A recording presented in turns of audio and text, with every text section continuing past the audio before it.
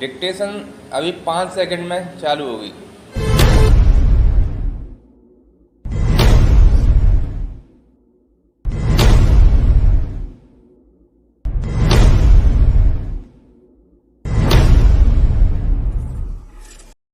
बार अभ्यास संख्या 241। हमारी लोकतांत्रिक व्यवस्था में संसद तथा राज्यों के विधानमंडलों के सदस्यों को एक नाते से महत्वपूर्ण स्थान प्राप्त है। संविधान के अधीन उन्हें महत्वपूर्ण कार्य संपादित करने हेतु इस संबंध में उन्हें कभी कभी भारत सरकार अथवा राज्य सरकारों के मंत्रालयों विभागों से सूचना प्राप्त करनी होती है। कभी कभी उन्हें विचारार्थ सुझाव देने के लिए सरकारी कार्यों के संबंध में अधिकारियों से संपर्क करना पड़ता है।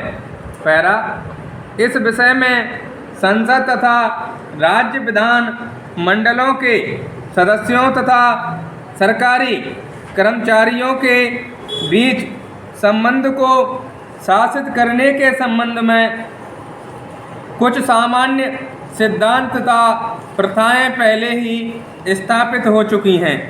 ये सिद्धांत तथा प्रथाएं कार्मिक और प्रशासनिक सुधार विभाग के कार्यालय ज्ञापन के अनुसार सूचित किए गए थे। फिर भी स्थिति की समीक्षा करने पर यह आवश्यक समझा गया है कि इन सिद्धांतों और प्रथाओं के अनुसार संसद तथा राज्य विधानमंडलों के सदस्यों और सरकारी कर्मचारियों के बीच संबंध शासित होने चाहिए। अब उन्हें पुनः दोहराया जाए और उन्हें एक एक करके ब्यौरेवार रूप में सामने लाया जाए। इस संबंध में अगले पैराग्राफों में अनुदेश दिए गए हैं। वित्त मंत्रालय से अनुरोध है कि वे कृपया इस कार्यालय ज्ञापन की विषय वस्तु को मार्गदर्शन तथा उसके पूर्णतः अनुपालन के लिए सभी संबंधित व्यक्तियों को जानकारी में लाएं। पैरा जिन दो मूल सिद्धांतों को ध्यान में रखा जाना चाहिए, पहला यह है कि सरकारी कर्मचारियों को संसद तथा राज्य विधानमंडलों के सदस्यों के साथ विनम्रता और शिष्टाचार का बर्ताव करना चाहिए।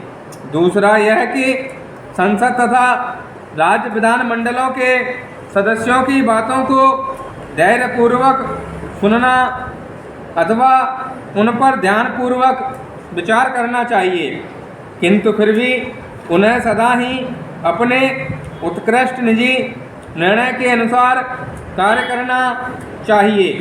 प्रत्येक अधिकारी का यह प्रयत्न होना चाहिए कि वह संसद तथा राज्य विधानमंडलों के सदस्यों को उन्हें संविधान के अधीन अपने महत्वपूर्ण कार्यों को निभाने में भरसक सहायता करे।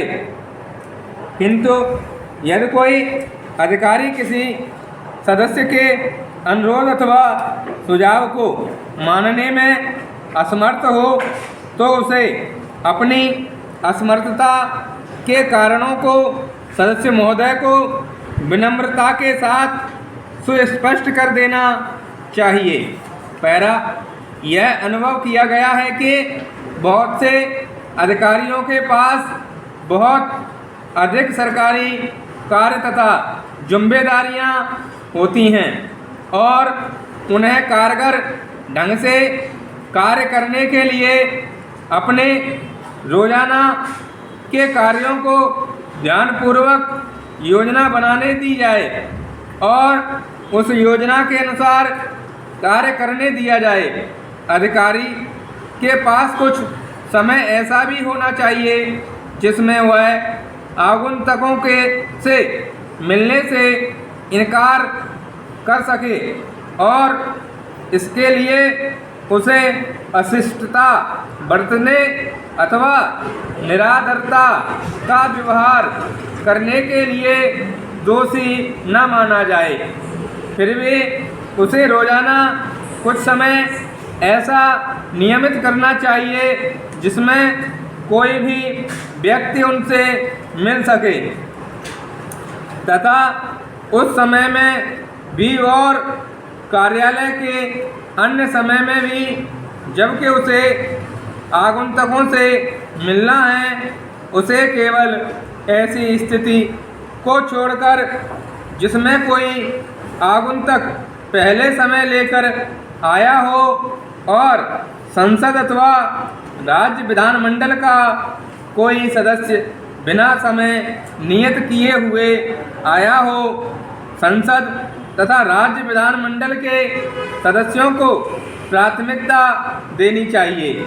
संसद अथवा राज्य विधानमंडल के किसी सदस्य अथवा वास्तव में किसी अन्य सदस्य को दिए गए समय में फेरबदल किए जाने के बारे में संबंधित सदस्यों को तत्परता के साथ स्पष्ट कर दिया जाना चाहिए, जिससे कि उन्हें कम से कम असुविधा न उठानी पड़े।